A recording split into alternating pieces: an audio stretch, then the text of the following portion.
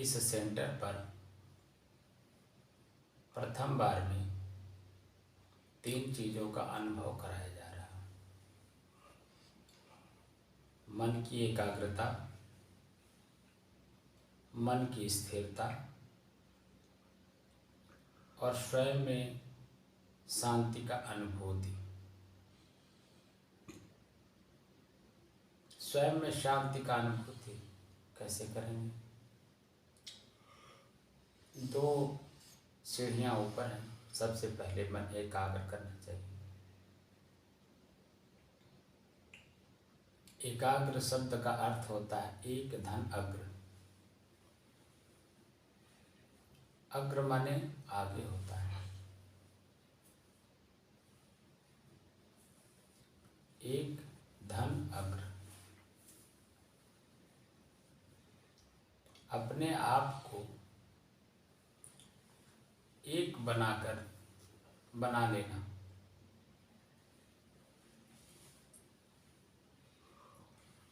अपने आप को पहचानना, मैं कौन हूँ।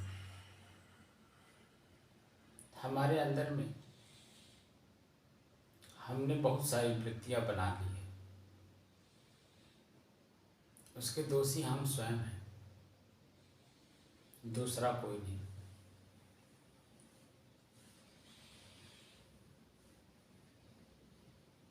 एको हम द्वितीयो नास्ति, एको हम पश्यामि। हम अकेले हैं, अपने अकेलेपन का हमें ज्ञान नहीं है। इसलिए किसी गुरु के द्वारा सबसे पहले अपने अकेलेपन होने का ज्ञान होना जरूरी है, जिसे एकाग्र कहते हैं। मन में बहुत सारी वृत्तियां हैं, अच्छे के रूप में और बुरे के रूप में।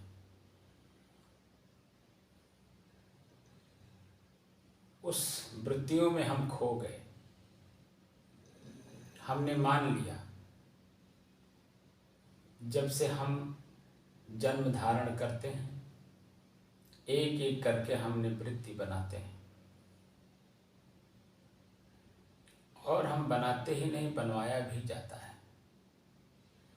जैसे जब बच्चा जन्म लेता है तो अबोध होता है, कुछ नहीं जानता है।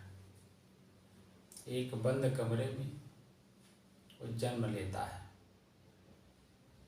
वहाँ उसको एक स्त्री मिलती है, जिसके पेट से वो बाहर आता है।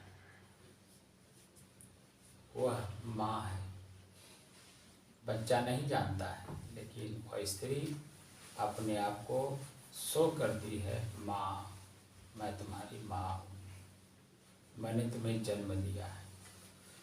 ये बात आपके कान में डालती है। आपका आँख देखता है, मुंह उसके शरीर से, स्तन से दूध पीता है। इस बात को मान लेता है कि यह मेरी माँ है। वही माँ फिर दूसरे एक व्यक्ति से परिचय कराती है और कहती है, ये तुम्हारे पिता हैं। फिर जैसे जैसे दिन बीतता जाता है, वैसे दादा दादी, चाचा चाची, अन्य नात पात रिश्तेदारों से आपका परिचय होता है। जैसे जैसे परिचय होता जाता है, वैसे वैसे आपकी वृत्तियां बिखरती जाती हैं। मैं कौन हूँ, ये बात खो जाता है। ये मेरी माँ है, ये मेरे पिता हैं, ये मेरे भाई हैं, ये मेरे दादा दादी हैं, ये मेरे चाचा चाची हैं, ये मेरी फूआ है, बुआ है। जो भी घर में सदस्य होते हैं, उन्हीं सदस्यों को अपने मन के अंदर में मन वैसे वैसे बनता जाता है। मानंदी के रूप में ही तो है, मान लेना ही मन है। कल्पना करना ही मन है। कल्पना होता क्यों है? किसी बात को कभी सुने रहते हैं, उसी के बारे में कल्पना होती है, वो ऐसा होगा। लेकिन जब हम वर्तमान में वहाँ जाते हैं तो कल्पना हकीकत में जब आने लगता है तो वो कुछ का कुछ दिखाई देता है। ये भी मन ही है। कल्पना कर करके और मन में मानंदी मान मान करके हम पीड़ित हैं, दुखी हैं। ये मेरा खेत है, ये मेरा जायदाद है, ये मेरा धन है, हमारे पिता की इतनी संपत्ति है, हम उन संपत्तियों की मालिक हैं। इस तरह से मान मान करके इस काम को हमने किया, हमें ये धन प्राप्त हुआ, हम क्यों दूसरे को दें? या शुद्ध विचार है तो भाई हमारे कमाई पर सबका हक है, जिसका जैसा हक है उसको इस तरह से मिलना चाहिए। ये उत्तम विचार है, व्यवहारिक विचार। मैंने कमाया है, मैं किसी को नहीं दूंगा, ये निम्न विचार है। समयानुसार खर्च करते चलना, ये मध्यम विचार है। अब विचारों में विचार खोता हुआ चला जाता है आपका मन, मानंदियों के आधार पर। आँख से देखता है, कान से सुनता है, जीभ से चखता है, पूरे बॉडी से जो क्रिया जहाँ जहाँ जैसे जैसे जिस रूप में होती है, वो जो देखता है, सुनता है, चखता है, वो सारी चीज़ों को अपने मन में ऑब्जर्व कर लेता है, पकड़ लेता है।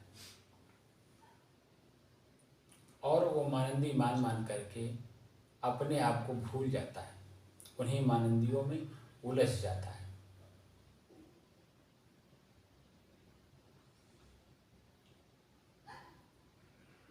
जब उलझ करके अपने आप को पीड़ा, दुख, आत्मग्लानि, पश्चाताप, इस तरह का क्रियाएं देखता है अपने आप में, तब वो घबराता है और घबरा करके उससे बचने का उपाय ढूंढता है कि क्या करें। अब मैं तो बहुत दूर निकल गया, मेरा घर मुझे पता नहीं, मैं भटक गया हूँ। क्या ये मेरा मन मैं हूँ? जब इस तरह का एनालिसिस करता है, क्या ये लोग मेरे अपने हैं? उन्हीं लोगों के बीच अपने ही समय में हमारे ही साथ सामने हमारे ही अपने बीच के लोग एक एक करके जब शरीर छोड़ने लगते हैं तब एनालिसिस करता है, ये लोग कौन थे, मेरे लिए क्या थे, मैं इनके लिए क्या था। तमाम तरह का एनालिसिस करता है तो और घबराता है, फिर खोज करने लगता है। खोज करता है कि आखिर ये लोग कौन थे,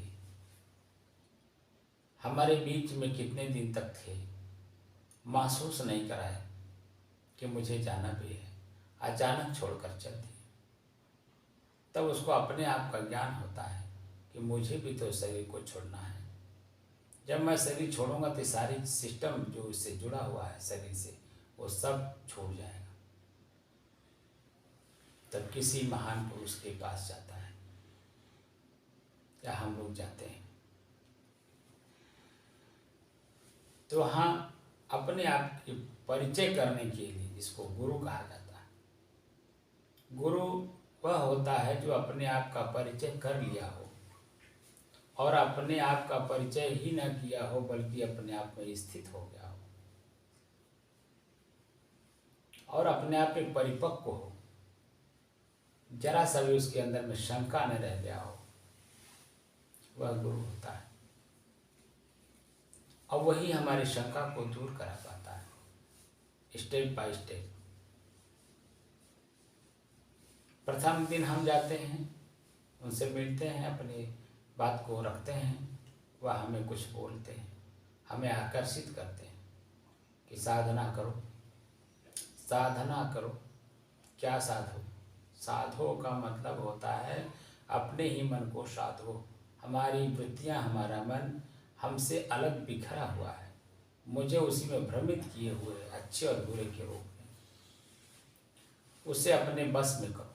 साधो का मतलब होता है अपना ही मन जो बिखरा हुआ है, जो चंचल है, जो दुख दे रहा है, उसे साधने का प्रयास करो, उससे अपने आप को अलग करने का अभ्यास करो, जिसको एकाग्रता कहते हैं। मन को एकाग्र करो। जब आपका मन एकाग्र होता है, सबसे पहले आपको नींद आने लगती है।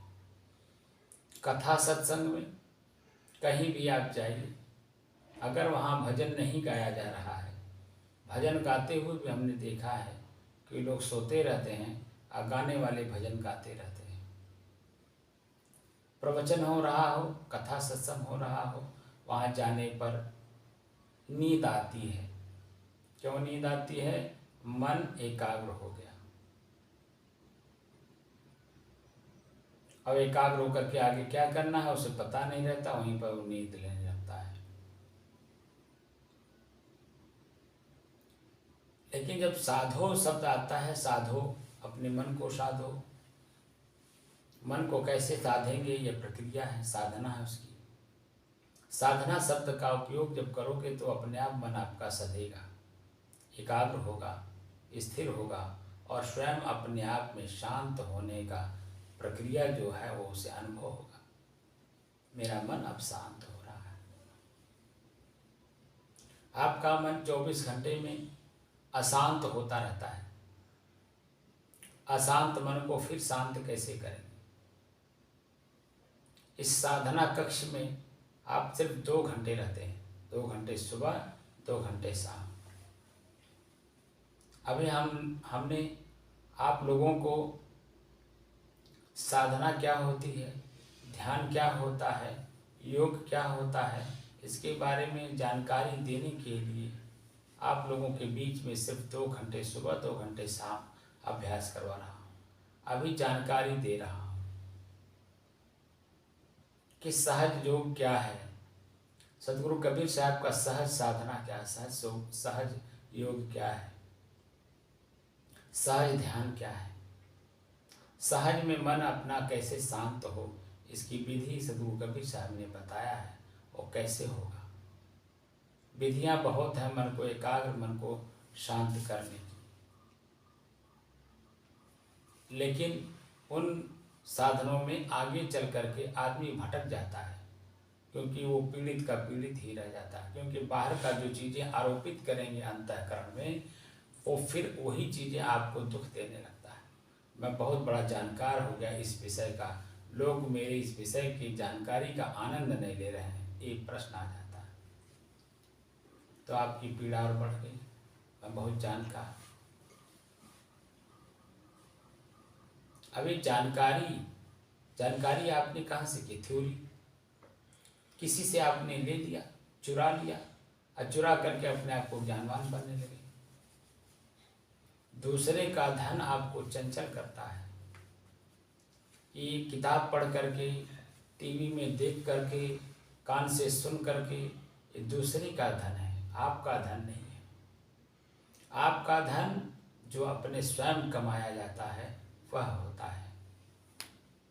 और जब स्वयं कमाया जाता है, पसीना बहाया जाता है, तो उसमें आसक्ति होती है, प्रेम होता है। वह खर्च करने में आपको बहुत सोच समझ करके, तौल करके खर्च करेंगे।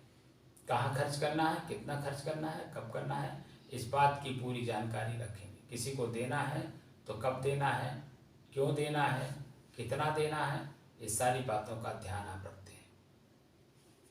लेकिन दूसरे से प्राप्त किया हुआ धन, उसमें ये सब तरह का एनालिसिस नहीं होता है, इस तरह का चिंतन नहीं होता है, इस तरह का खोज नहीं होता है। ध्यान क्या है, इस पर चर्चा चल रही है।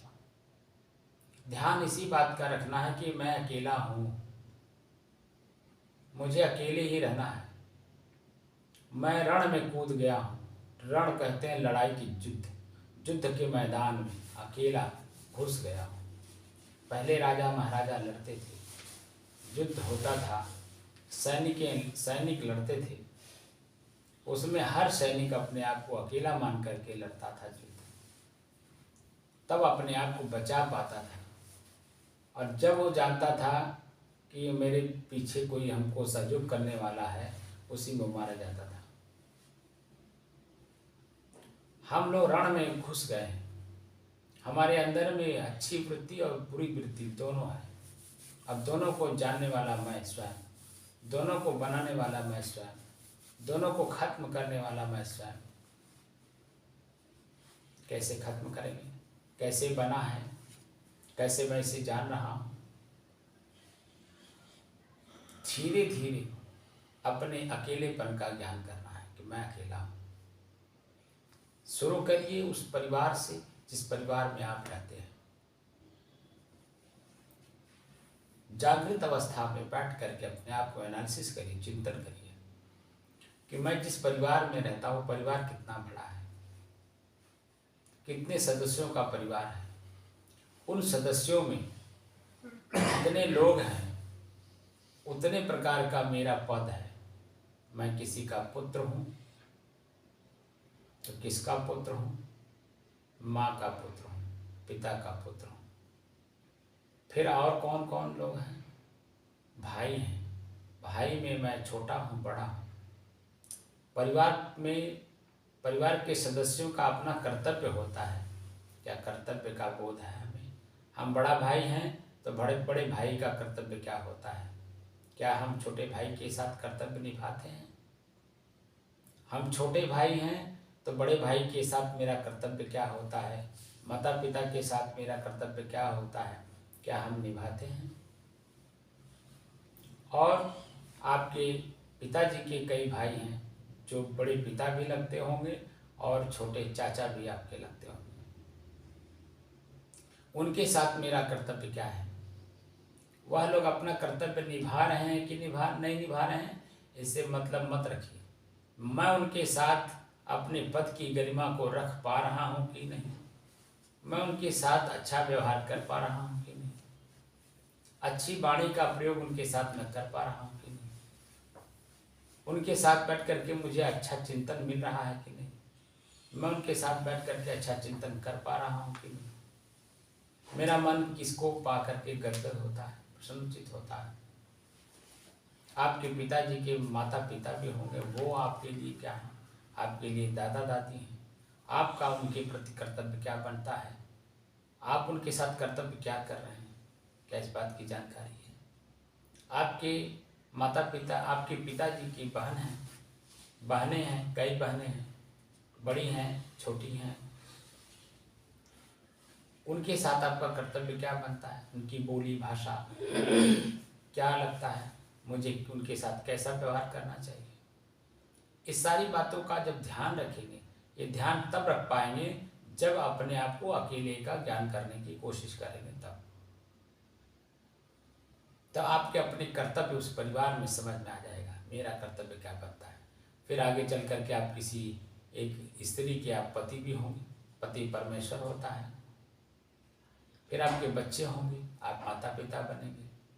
आपका जिसके प्रति जैसा कर्तव्य है अगर आप निभाएंगे तो परिवार आपको हमेशा अग्रणी रखेगा। बाबू, भैया, काका, दादा, ये सब का प्रयोग करेगा।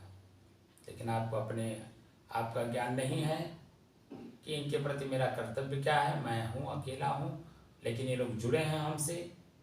ये जुड़ाव भी इस परिवार से है। इन लोगों का पूर्व जन्मों का हमारा लेन देन चल रहा है। तो लेना तो मैं पसंद करता हूँ, लेकिन देना पसंद नहीं करता हूँ। तो जब देंगे नहीं तो खाली हो जाएंगे। इनकमिंग और आउटगोइंग, इनकमिंग करना चाहते हैं, आउटगोइंग नहीं करना चाहते हैं, क्या होगा? स्टोर होगा, वही धन आपके लिए घातक हो जाएगा। आप दूसरे से लेंगे, कर्जदार होंगे, लेकिन आप अपना देंगे तो कर्ज मुक्त रहेंगे, हमेशा हल्का रहेंगे, मन प्रसन्नचित रहेगा, प्रफुल्लित रहेगा, किसी एक बात को लेकर के चिंतित नहीं होगा। जितने धनवान लोग हैं उनकी चिंता इसीलिए बढ़ी हुई है कि वह सिर्फ रुपया इकट्ठा करना चाहते हैं, लोगों के साथ व्यवहार करने की प्रक्रिया नहीं पता है, इसीलिए वो तनाव में रहते हैं। वही धन उनके लिए तनाव का कारण बन जाता है। और तनाव कहाँ तक, वो किस हद तक ले जाएगा पता नहीं चलता है। ब्रेन हेमरेज होगा, हार्ट अटैक होगा, ब्लड प्रेशर बढ़ेगा, शुगर बढ़ेगा, डायलिसिस कराना पड़ेगा। उसके बाद भी आपको छुट्टी नहीं, अचानक से ही छोड़ के चल देंगे और पीड़ा का पीड़ा ही रहेगा। आपने धन कमाया पीड़ा मुक्त होने के लिए, और वही धन आपको और पीड़ा दे दिया, क्योंकि उसको खर्च करने का तरीका नहीं मालूम, क्योंकि आपको अपने अकेले होने का ज्ञान नहीं था। और जो लोग जुड़े हुए हैं, माता पिता भाई बंधु, एक परिवार एक समाज आपका जुड़ा हुआ है, उनके साथ कैसा व्यवहार करना चाहिए एक कला आपको आया नहीं। हम दूसरे से प्यार चाहते हैं, क्या दूसरे लोग आपसे प्रेम नहीं चाहते हैं, प्यार नहीं चाहते? आप दूसरे से अच्छी वाणी चाहते हैं, क्या आपसे दूसरे लोग आपसे अच्छी वाणी नहीं चाहते हैं?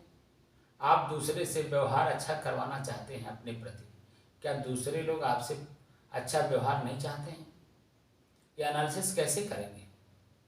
जब आपको अपने आप का पूर्ण ज्ञान होगा, मैं भी चैतन्य हूँ, चेतनवान हूँ और कर्म कर रहा हूँ शरीर धर करके, तो जब मैं दूसरे से ले रहा हूँ तो दूसरे को भी हमसे अपेक्षा होगी, और उनकी अपेक्षाओं पे मैं खरा उतर रहा हूँ कि नहीं, ये एनालिसिस कौन करेगा? इस पर चिंतन कौन करेगा? दूसरा चिंतन कोई करेगा, वो अपने लिए करेगा। क्या आप स्वयं अपने आप में कर रहे हैं? ध्यान किस बात का रखना है? आपका मन शांत नहीं है, अशांत है, चंचल है। एक 5 मिनट के अंदर में आप अनेकों बार सोचते हैं। जब अनेकों बार एक 5 मिनट में आप सोचेंगे तो बता दीजिए कि आपका मन एकाग्र कहाँ है। जब मन ही एकाग्र नहीं तो स्थिर कैसे होगा? स्थिर नहीं होगा तो शांति का अनुभव स्वयं में कैसे करेगा? इस कक्ष में आया हुआ प्रत्येक जीव, प्रत्येक प्राणी, प्रत्येक इंसान स्वयं अपने आप में पीड़ित है। उस पीड़ा को खत्म करने के लिए आता है। यहाँ आएगा भी अपने मन की पीड़ा को खत्म करने के लिए।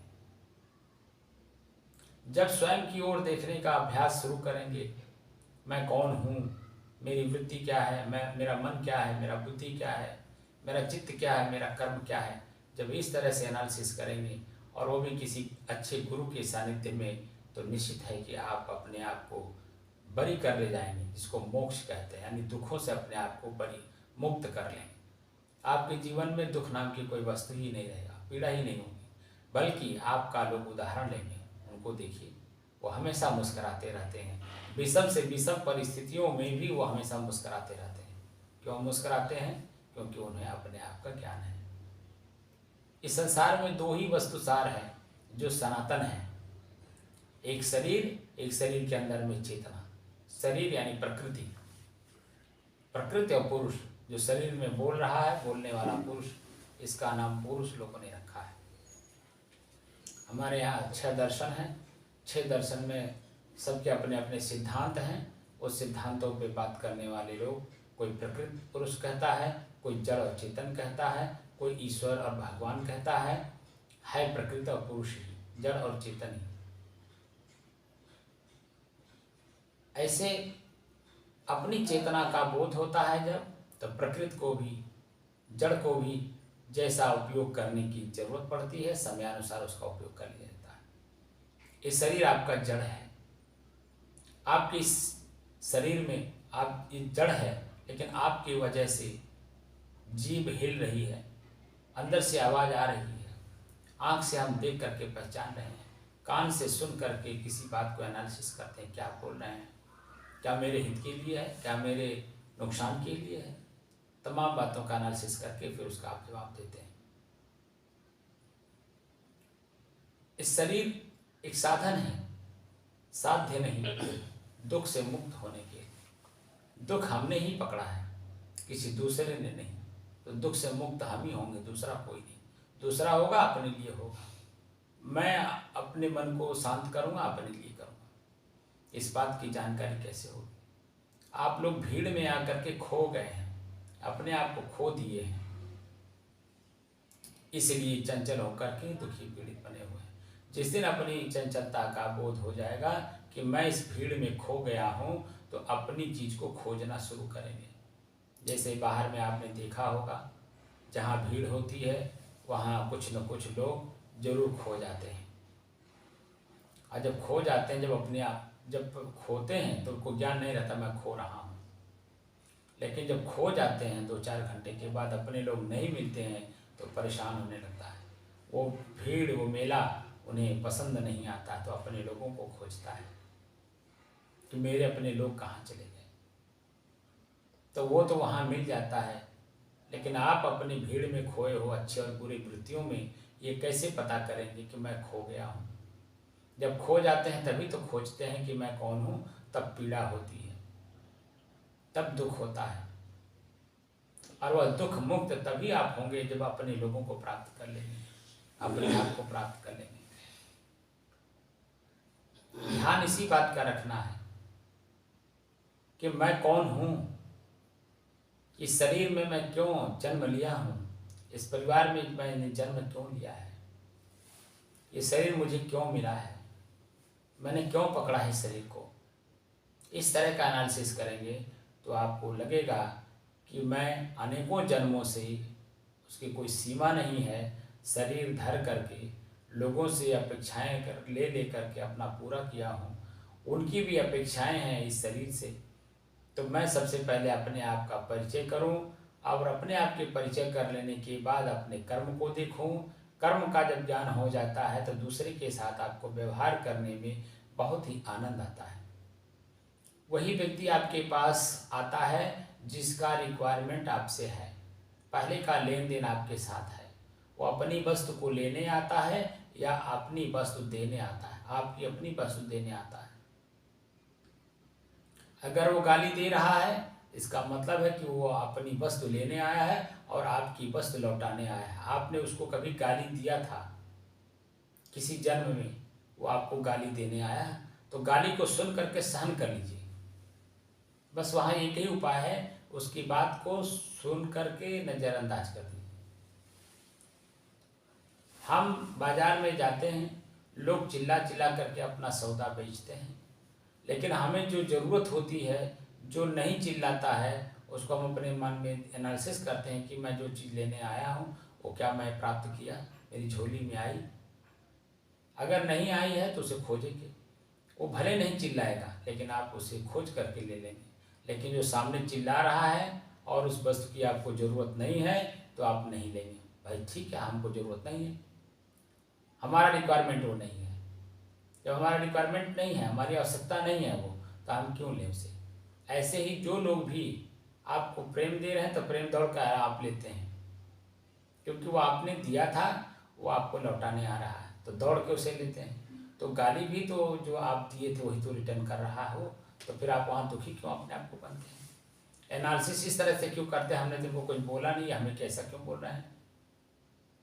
आप अपने में खुद एनालिसिस करिए ना। आपने किसी जन्म में किसी को जो सामान दिया हो वही तो मुझे रिटर्न कर रहा है।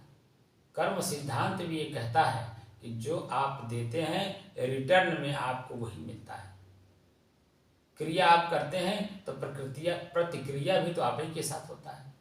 इस कमरे में मैं बोल रहा हूँ, इस दीवार से आवाज़ टकरा करके मेरे ही कान में तो वापस आ रही है। तो मुझे क्या चाहिए, इस कक्ष में बैठे हैं हम लोग ध्यान करने, मन को शांत करने, और अशांत करने वाली वाणी बोलेंगे तो सबसे पहले मेरा ही कान सुनेगा और मेरे ही अंदर में एनालिसिस होगा मैं क्या बोल रहा हूँ। तो अब बात की बात है कि आप लोग इसका क्या अर्थ लगाएंगे कि महात्मा जी यहाँ बुलाए हैं मन को शांत करने के लिए, ये तो अभद्र शब्दों का प्रयोग कर रहे हैं जिसके कारण मेरे अंदर में क्रोध उत्पन्न हो रहा है। कल से हम नहीं आएंगे यहाँ पर, यहाँ तो गलत चीज़ें सिखाई जाती हैं। तो एनालिसिस करेंगे, और अच्छी वाणी जब मैं पकड़ा रहा हूँ, आप ही की चीज़ आपको रिटर्न कर रहा हूँ, कभी न कभी मैंने आपसे कुछ न कुछ सीखा होगा, निश्चित तौर पे सीखा होगा। तो मैं आपका धन आपको रिटर्न कर रहा हूँ, क्यों नहीं आप लोग ले लेते हैं। ये ज्ञान आप लोगों ने ही मुझे कभी दिया होगा किसी जन्म में। तो ये चीज़ें आपको मैं लौटा रहा हूँ, तो क्यों नहीं आप लोग लेते हैं? हम तो गाली देते नहीं हैं। इसका मतलब है हमने आप लोगों से जो चीज़ें स्टोर किया था, अच्छी बात आपको मैं वापस कर दे रहा हूँ।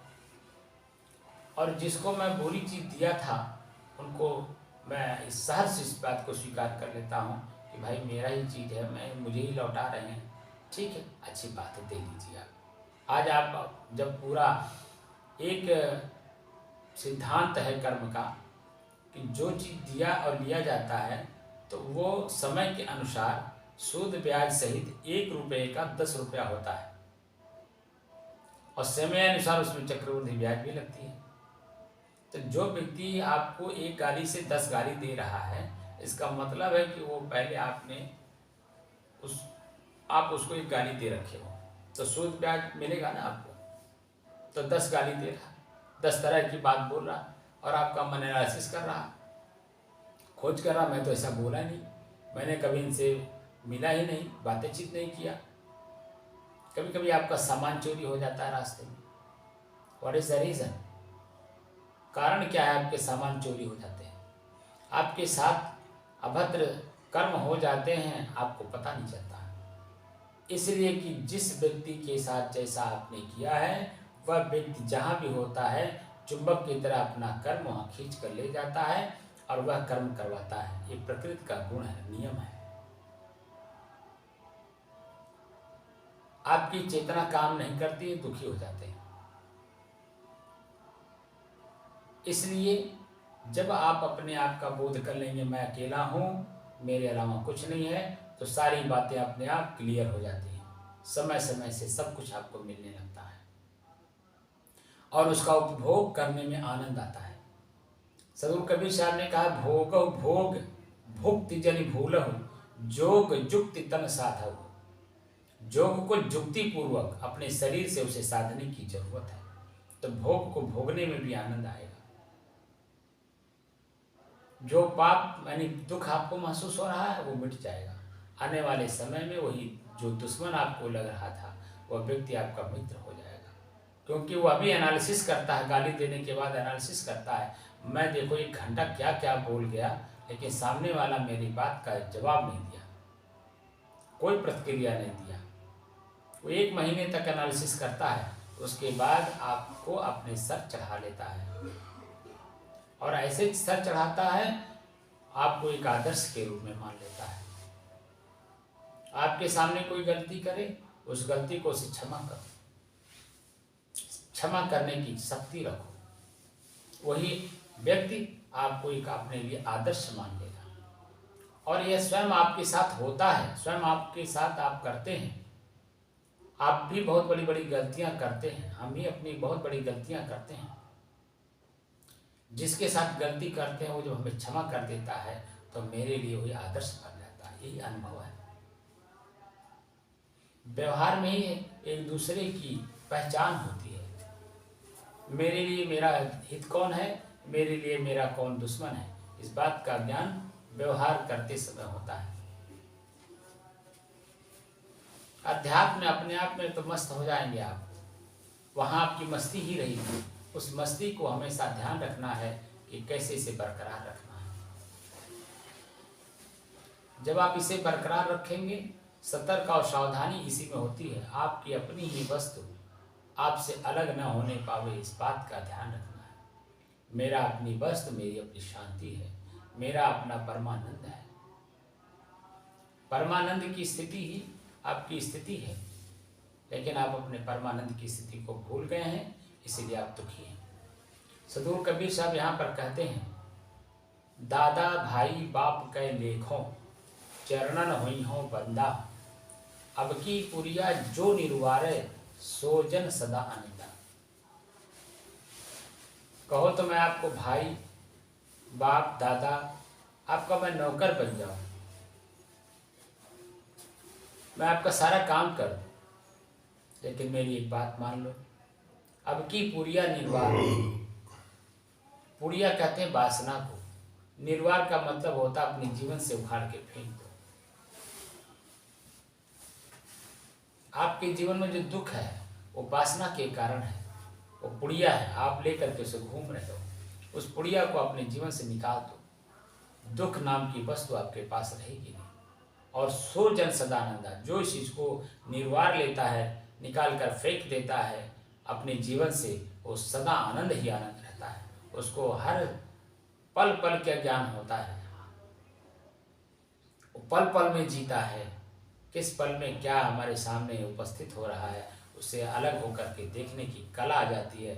दुख आ रहा है तो उसमें वो दुखी नहीं होता है, सुख आता है तो उसमें अपने आप को सुखी महसूस नहीं करता है, बल्कि वह ये देखता है कि दो वस्तुएं हैं मेरे उपयोग के लिए, कभी सुख आएगा कभी दुख आएगा। जैसे कभी रात आती है कभी दिन आता है। रात का आनंद हम लोग सोने में लेते हैं, दिन का उपयोग हम लोग कर्म करने में लेते हैं।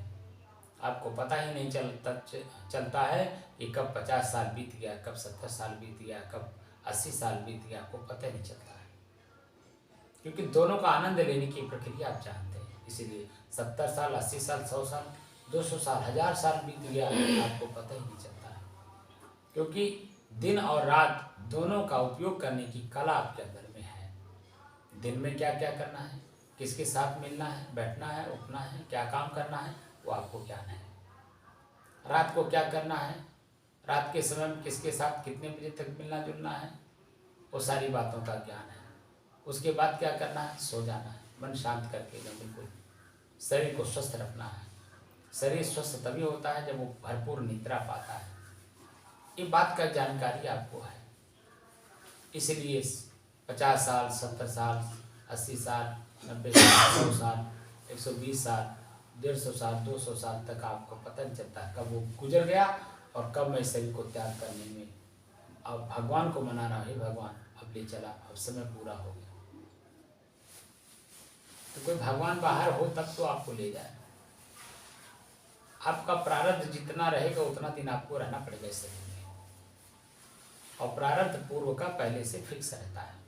जैसे रेलवे के पटरी पर ट्रेन फिक्स रहती है, उसी पे दौड़ती है, उसी तरह से आपका प्रारब्ध आपकी फिक्स है, उसी पे आपकी जीवन लीला चलनी है।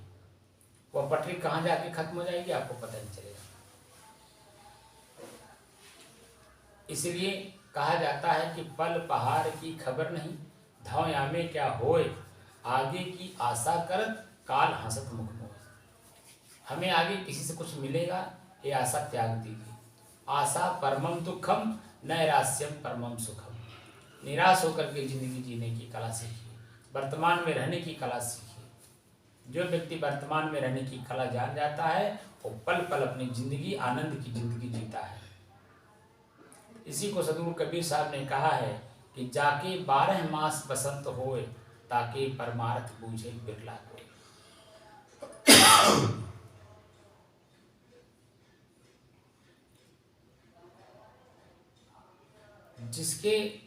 जिसको अपने जीवन को जीने की कला आ जाती है, उसका परमार्थ परम अर्थ बिरला कोई समझता है। वो किस परम अर्थ में है, अर्थ माने प्रयोजन में है, वो कोई जान नहीं पाता, वो स्वयं जानता है। वही जानकारी प्राप्त करने के लिए आप संत महात्माओं के पास जाते हैं। आज तो स्थिति जरा खराब हो गई है कुछ लोगों के कारण, लेकिन वास्तव में संत के पास मिलने से, बैठने से, बातचीत करने से मन में लगता है हाँ हमारे अपने लोग हैं। उनकी ख्याति कभी कम हो नहीं सकती, क्योंकि अगर संत होगा तो निश्चित तौर पे आपके मन की जो द्वंद्व है वो निश्चित वहां पे जाके शांत होती है। लिखा है कि साधु नाम दर्शनम पुण्य, साधु के दर्शन मात्र से पुण्य होता है। इतनी बड़ी बात लिखी है। साधु का भेष कपड़ा देख करके किसी के शरीर पे गिरुआ वस्त्र है, साधु का वस्त्र पहना हुआ है। जिस भी संप्रदाय के जो लोग हैं अपने, उनके यहाँ भी सब संत साधु होते हैं। उनको उनका नाम लेते ही मन में पवित्रता आती है, यानी मन में काम वासना नहीं रहती है, क्रोध नहीं रहता, लोभ नहीं रहता, ईर्ष्या नहीं रहती है, जलन और संताप नहीं रहता है, चुगली और निंदा नहीं रहती है, चोरी करने की भावना नहीं रहती है। ये सारी बातें भूल जाते हैं। अब भूल करके अच्छाई सोचते हैं और अच्छे में आपका मन प्रफुल्लित प्रसन्नचित होता है। इसीलिए अध्यात्म के भी 4 नियम हैं। जैसे व्यवहार में 4 नियम हैं, साम दाम दंड भेद नीति, वैसे अध्यात्म में भी 4 नीति है, मैत्री, करुणा, मुदिता और उपेक्षा। जब आपको अपने आप का बोध हो जाता है, अपने आप को बचाकर चलने की ये 4 चीज़ों में कला है। जैसे आपके पास अचानक 1 लाख रुपया कहीं मिल जाए और घर आपका दूर हो और उसे घर तक लेके जाना हो तो कैसे लेके जाएंगे, ठीक स्थिति यहाँ पर यही होती है। जिस दिन आपको अपने आप का बोध हो जाएगा, जब तक इस शरीर में आप रहेंगे, वो जो 1 लाख रुपया आपको मिल गया अचानक, मान लीजिए जमीन पर गिरा हुआ, आप खड़े खड़े जा रहे हैं, उसे उठाने में कैसी आपकी वृत्ति होती है। आप मान लीजिए उठा लिए, उठा करके फिर आप उसको ले करके चलते हैं तो चौकन्ना होकर के चलते हैं, चारों तरफ देख के चलते हैं, समझ करके चलते हैं, ठमक के चलते हैं, दौड़ के चलते हैं, तरह तरह के उपाय करते हैं कि ताकि मैं घर तक इसे लेकर के पहुंच जाऊं। कोई देख नहीं लिया, कोई जान नहीं लिया, किसी का गिरा हुआ वो व्यक्ति कहीं खोजने तो नहीं लगा। तमाम तरह का एनालिसिस आपका मन करता है, लेकिन आप तुरंत उसे उठा करके धीरे धीरे दौड़कर जैसे भी अपने घर की ओर भाग करके उसे बचाने की कोशिश करते हैं। ठीक यही दशा है आपकी। जिस दिन आपको सदगुरु कबीर साहब ने कहा कि संतों सहज समाधि भरी, संतों सहज समाधि भरी, जिस दिन समाधि नाम की शक्ति, समाधि नाम की जो धन है वो आपको जिस दिन प्राप्त हो जाएगा, वह पाने के बाद आगे की प्रक्रिया में बताते हैं सदगुरु कबीर साहब। संतों सहज समाधि भरी, गुरु परताप भयो जा दिन से, सुरत न अंत चली। सुरत माने ख्याल, अंत न चली, दूसरे तरफ आपका ख्याल नहीं रहता है। जिस दिन एक समाधि नाम की वस्तु आपको मिल जाएगी, ये धन आपको प्राप्त हो जाएगा, आपकी सुरत माने ख्याल कहीं इधर उधर नहीं होगा, उसी पर हमेशा बना रहेगा कि इसे हमें बना करके अपने जीवन के अंत तक रखना है। हमें अपने शरीर का अंत भी करना, तो इसी में ओतप्रोत होकर के अंत करना है। इस बात की पूर्ण रूप से जानकारी होती है, उसी को समाधि कहा जाता है। सम माने बराबर, आदि माने सुख और दुख, हानि और लाभ, मिलन और वियोग, सब प्रक्रियाओं में 24 घंटे में 1-1 मिनट के हिसाब रखने में आपको आनंद आता है। सामने वाले व्यक्ति का व्यक्तित्व कैसा है, वो क्या हमसे रिक्वायरमेंट रखता है, उसकी रिक्वायरमेंट को पूरा कर दीजिए, वो खुश होकर के चला जाएगा, आपके मार्ग में अवरोध नहीं उत्पन्न करेगा। लेकिन आप खुद अवरोध उत्पन्न करवाते हैं। कोई व्यक्ति आया, उसकी कुछ रिक्वायरमेंट है, आप पूरा नहीं करते हैं तो आपके मार्ग में अवरोध उत्पन्न होगा ही। सबसे पहले तो आपके मन में बाद में पश्चाताप होता है, यार ये सामान पड़ा था, उसके काम आना था, वो आया हुआ था, उसे दे देना चाहिए था, वो काम करके लौटा देता, नहीं भी लौटाता तो कोई बात नहीं, उसके कम से कम काम को आ जाता। आपका ही मन आप बाद में एनालिसिस करते हैं, पश्चाताप करते हैं। तत्काल में आपकी मन बुद्धि कहती है यार इसको दे देगी, खराब कर देगा, ये कर देगा, वो कर देगा, लेकिन कैसे वो चला जाता है व्यक्ति, वैसे आपका मन एनालिसिस करता है, खुद चिंतन करता है यार उसे दे देना चाहिए था। फिर भी आपका मन चेतता नहीं कि उसे बुला करके दे दें, फिर अवॉइड करते हैं तो अवरोध उत्पन्न हो गए। आपको भी तो कल उससे किसी कोई न कोई काम पड़ेगा। जब आपको उससे आपको काम पड़ेगा तो आप कैसे जाएंगे उसके पास अपना काम करवाने के।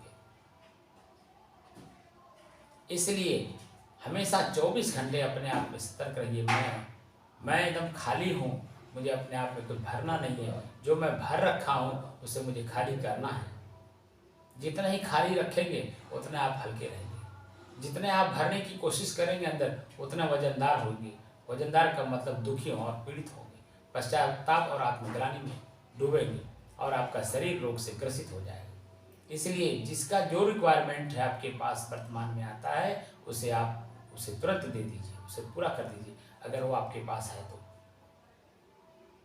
जैसा भी सिचुएशन है उसका सदुपयोग करिए, नहीं है तो भैया है नहीं मेरे पास, कोशिश करूंगा कि मैं कहीं से ला करके आपको देने की, मिल जाएगा तो आपको बुला करके मैं दे दूंगा।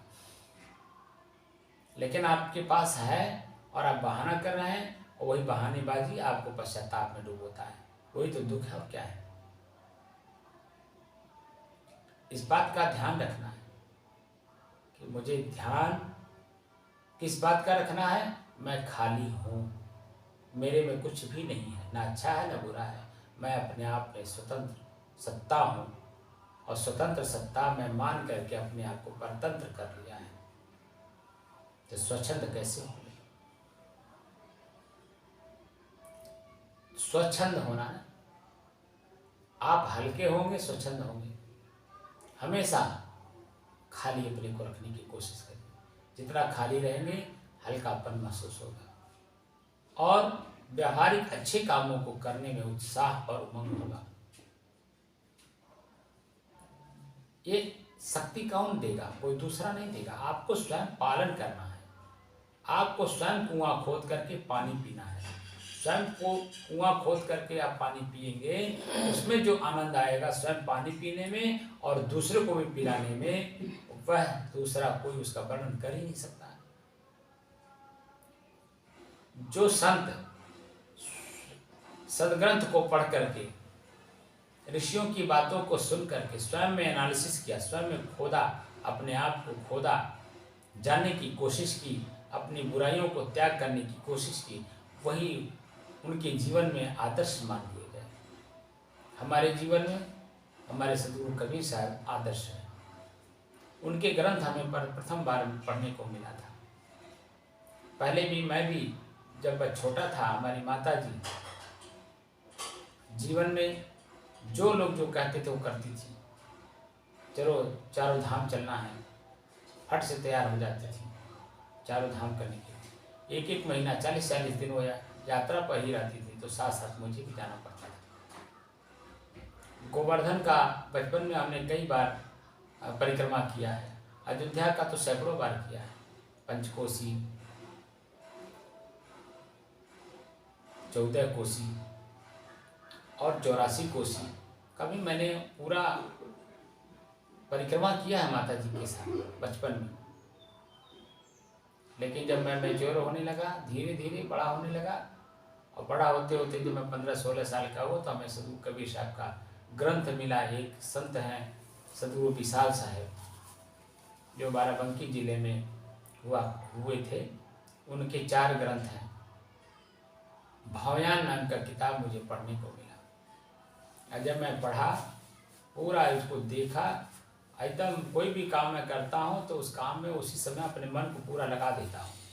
मैं इधर उधर के कुछ नहीं सोचता हूँ, बिल्कुल नहीं सोचता हूँ। ये मेरा बचपन से आदत है। इसका मतलब है कि पहले कई जन्मों से मैंने अपने मन को एकाग्र कर लिया है, इसलिए आज वो सहज भाव में मुझे प्राप्त है। किसी भी चीज़ को सहज करने के लिए अभ्यास करते जाइए, बार बार उसे करिए, आगे चल कर अपने आप सहज हो जाता है। जैसे आपको भूख लगता है, भोजन आप करते हैं, आपको भोजन करने की आदत पड़ गई है, इसलिए सहज भाव में जब मिलता है, जो मिलता है आप उसे सहज अपने पेट को दे देते हैं। पेट अपनी भूख को मिटा लेता है, आपको आगे सोचने का मौका देता है, आपके शरीर को ऊर्जा देता है। एक आदत सी बन गई, तो आदत ही वो सहज हो जाता है, आगे चल कर के सहज हो जाता है। तो सहज में जो चीज़ें आपको उपलब्ध है वो आपका शरीर और आपका मन है, और आप भी इस शरीर से और मन से, दोनों से आप अलग हैं। इन दोनों को उपभोग करने का काम आपको करना है। तो आप कौन हैं, इसी बात की जानकारी करने के लिए ये जब 3 चीज़ें आपकी पूरी हो जाएंगी, तो आगे का एनालिसिस आप जब करने की कोशिश करेंगे तो उसमें मैं भरपूर आपका सहयोग करूँगा। वो 3 चीज़ें क्या हैं? मन की एकाग्रता, मन की स्थिरता और मन की शांति का स्वयं में अनुभव। ये 3 प्रक्रिया आपको पहले पूरी करनी होगी। बाकी का पूरी प्रक्रिया आपको मैं समय समय से सब बताता रहूँगा, और समय समय से आप उसे पालन करते रहेंगे, निश्चित तौर पर अपने आप का बोध हो जाएगा। और जब अपने आप का बोध हो जाएगा, अपने आप में आप स्थित हो जाएंगे, फिर तो आपका जीवन ही धन्य हो जाएगा। ये जो मानव जीवन मिला हुआ है ये धन्य हो जाएगा। इसमें उम्र काम नहीं करती है, किसी भी उम्र में इस चीज़ को प्राप्त किया जा सकता है। बचपन में भी, जवानी में भी, अधेड़ अवस्था में भी और जर्जर अवस्था में भी। जर्जर अवस्था में थोड़ी सी बुराई इस बात की है, हमारे ही शरीर के तंतुएं हम काम नहीं करते हैं, कान से पूरी बात सुन नहीं पाते हैं, आँख से हमें पूरा दिखाई नहीं पड़ता है, शरीर हमारा जर्जर हो जाता है, चल नहीं पाते हैं, शरीर हिलता है, तमाम तरह के रोग हो जाते हैं। यही इसमें बुराई है। लेकिन बहुत से ऐसे भी लोग दिखाई देते हैं कि 100 साल तक जीते हैं, लेकिन उनकी इंद्रियां पूरी काम करती हैं। इसका मतलब है कि वो अंदर से स्ट्रांग है, मजबूत है। और वह मजबूती आपकी मजबूती के कारण ही होता है। आपका मन चंचल नहीं है, आपका मन दुखी नहीं है, तो ये तंतुएं, जो तंत्र आपके हैं, आँख, नाक, कान, हाथ, पैर, लिंग, हाड़, मांस, मल, मूत्र, जो भी है, वो सारी चीज़ें अपने आप में मजबूत रहती हैं। वो मजबूती आपकी मजबूती के कारण है, क्योंकि आपने किसी के साथ गलत काम नहीं किया है, आपका मन पश्चाताप में डूबा नहीं है, इसलिए वो सारी चीज़ें मजबूत बनी रहती हैं। कान से भरपूर सुनते हैं। मैंने ऐसे ऐसे लोगों को देखा है कि 100 साल की अवस्था में भी धीरे से बोलिए तो पूरी बात सुनते हैं। आँख से उनकी पूरी स्पष्ट दिखाई देता है कि कौन व्यक्ति है, कैसा है। मस्तिष्क पूरा काम करता है, कान भी उनका काम पूरा करता है, सुनते हैं पूरा, और शरीर में उनकी जान रहती है।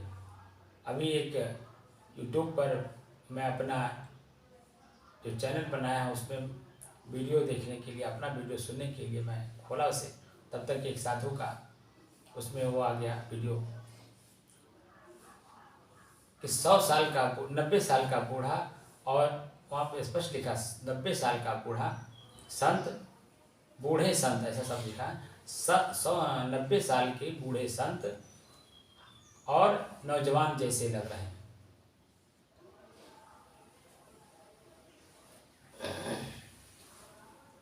नौजवान जैसे लगने का मतलब इस शरीर से काम लेने में तत्पर है, कोई भी काम स्वयं कर लेते हैं, फटाफट करते हैं।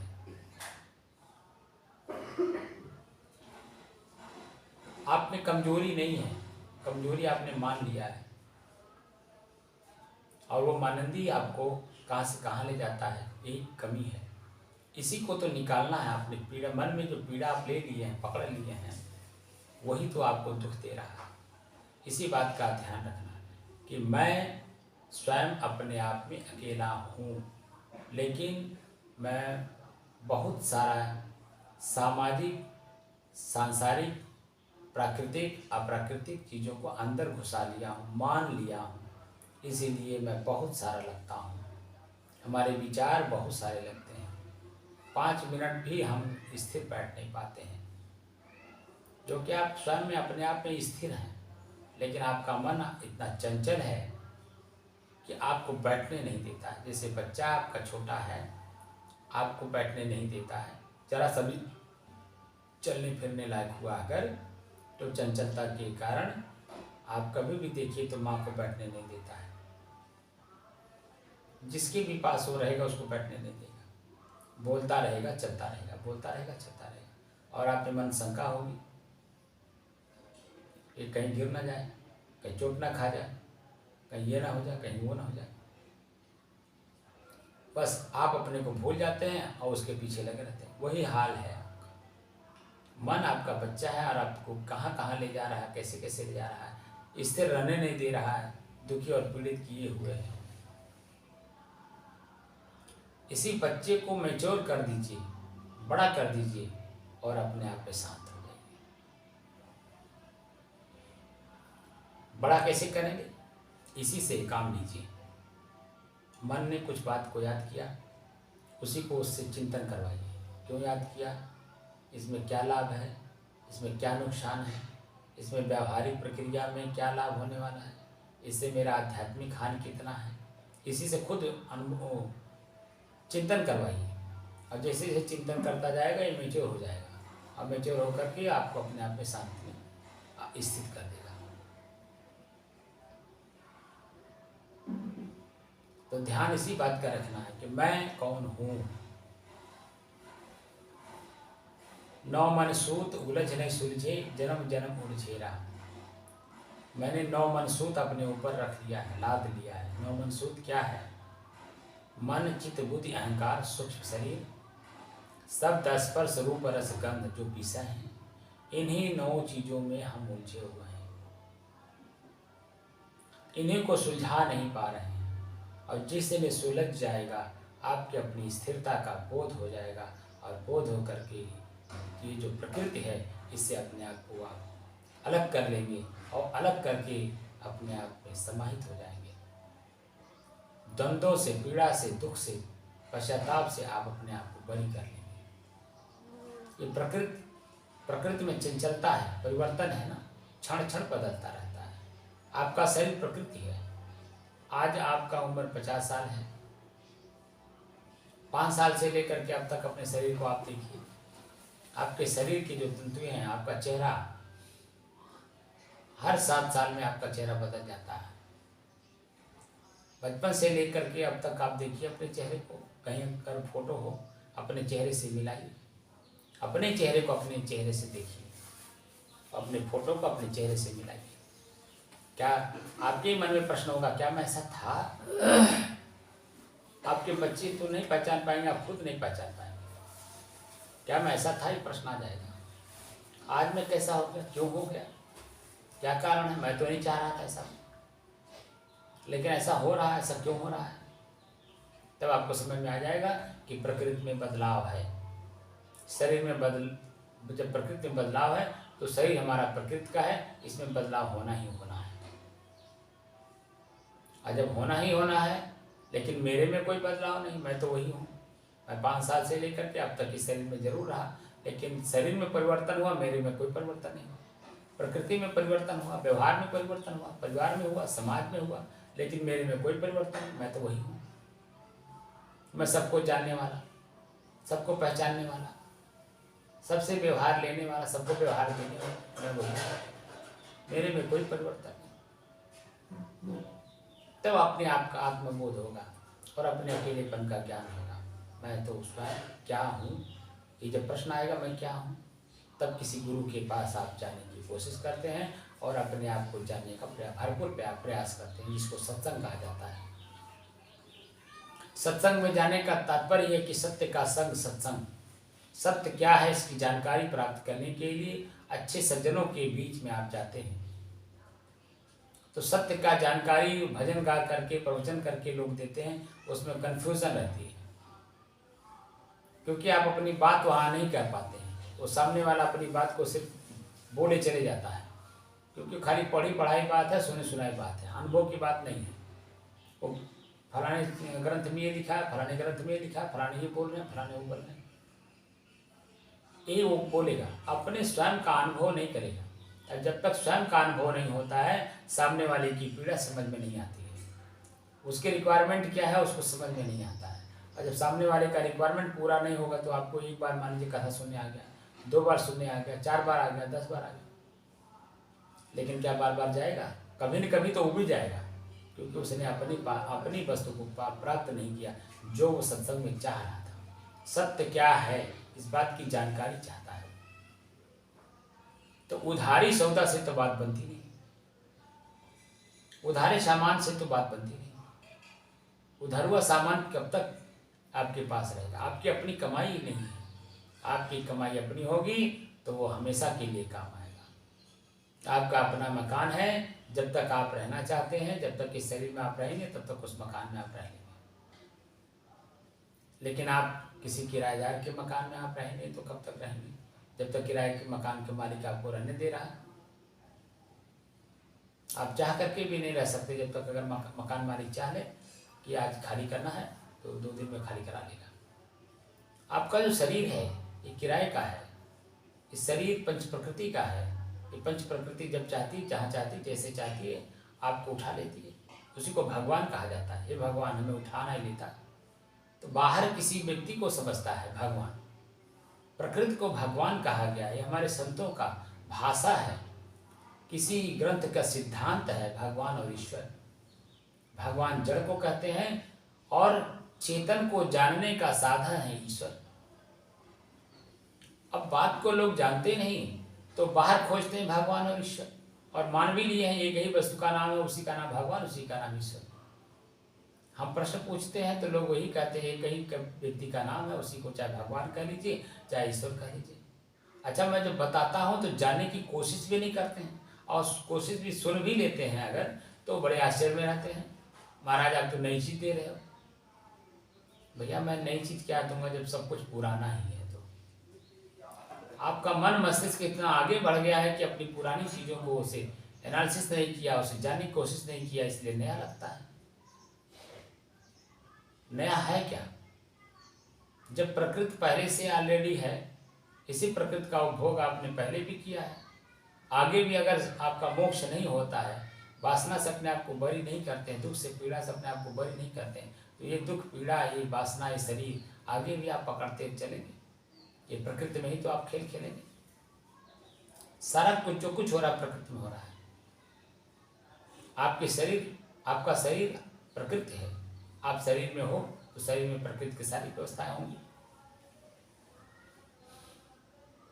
लेकिन आप इसके जानने वाले, इसका उपभोग करने वाले, इससे अलग चैतन्य है आप। आत्मा भी नहीं है, चैतन्य, चेतन है आप, हमेशा चैतन्य रहते हैं। आपकी चैतन्यता का बोध आपको न कराने के कारण, न होने के कारण आप दुखी और पीड़ित हैं, क्योंकि प्रकृति को आप अपना मान लिए, शरीर को अपना मान लिए। मैं राम लखन दास, अरे मेरे शरीर का नाम मेरे माता पिता ने रखा, समाज की व्यवस्था के अनुसार नाम रखा गया, बुलाने के लिए, जानने के लिए, समझने के लिए, परखने के लिए। फलाने का लड़का फलाना नाम है, वो ऐसा है। बस सिर्फ जानने समझने के लिए व्यवहारिक एक प्रक्रिया है। लेकिन आध्यात्मिक दृष्टि से आप कौन हैं? क्या ये शरीर है? हम हाड़ मांस मलमूत्र का जो पुतला लेकर के घूम रहे हैं, ये पुतला मैं हूं नहीं। अगर मैं यही होता तो शरीर को छोड़ता क्यों? बहुत सारे मुर्दों को आप लोगों ने घाट पहुंचाया होगा, वो भी तो कभी मैं बोल रहा था। तो मैं बोलने वाला कहाँ चला गया? शरीर यहीं पड़ी है। आँख हिल नहीं रही है, आप पहचान नहीं रही, कान सुन नहीं रहा, मुंह आपका हिल नहीं रहा, जीभ आपकी उसमें डुल नहीं रही है, पैर से आप चल नहीं पा रहे, हाथ आपका हिल नहीं पा रहा।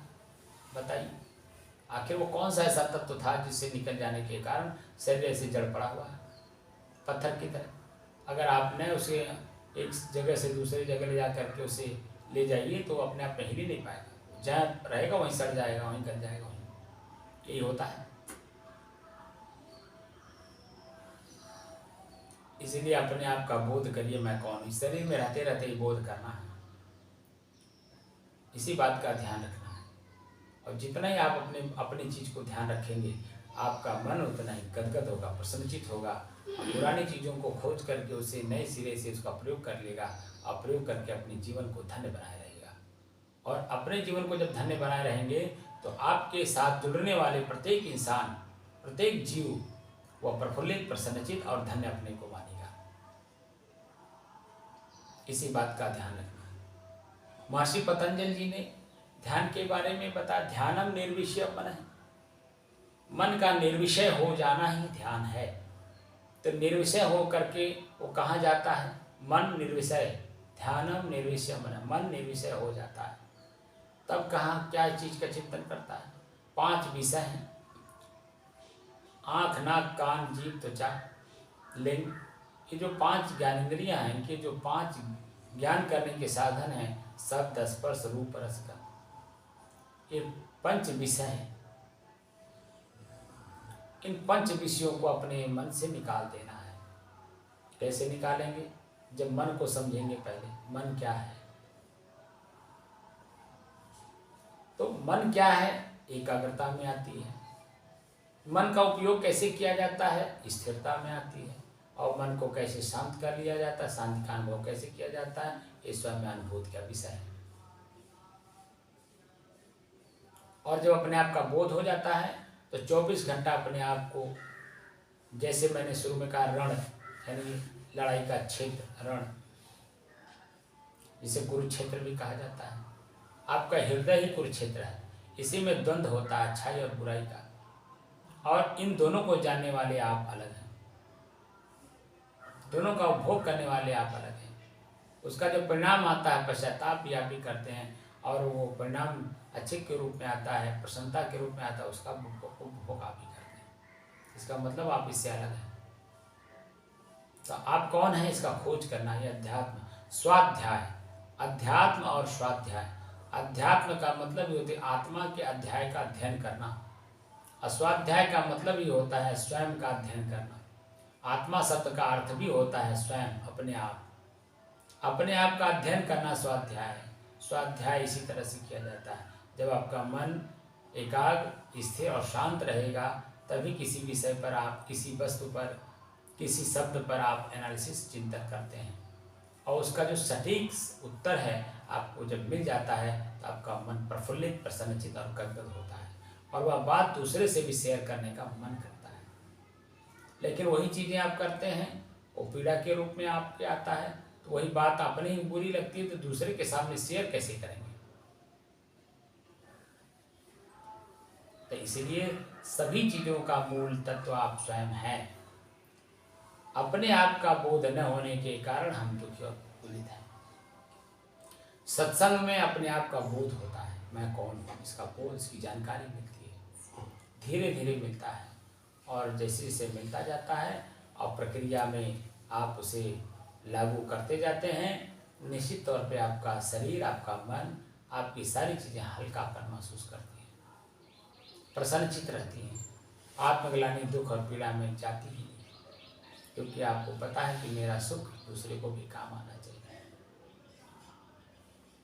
इसलिए ध्यान क्या है? ध्यानम निर्विषयम है, पतंजलि योग दर्शन में कहा गया। सदगुरु कबीर साहब ने कहा कि सहज ध्यान रहो, सहज ध्यान रहो, गुरु के वचन समाही हो, माली मेली सृष्टि चराचित राखो, रहो दृष्टि लो लाई हो, जस दुख देख ही रहा हो यह अवसर, असुख हो यह पायो। मन की एकाग्रता, ध्यानम निर्विषयम मन, मन की स्थिरता इसी में है, और मन की शांति इसी में आपको अनुभव हो जाता है। ध्यानम निर्विषयम। सदगुरु कबीर साहब का सहज ध्यान भी इसी में है, और महर्षि पतंजलि जी का ध्यान भी इसी में, दोनों इंक्लूड है। अब कल दोनों को अलग अलग करके फिर एक करके आपको समझा दूंगा, बात पूरी समझ में आ जाएगी। मैं अपनी वाणी को यहीं पर विराम देता हूँ। बोलिए सदगुरु कबीर साहिब की जय। साहिब।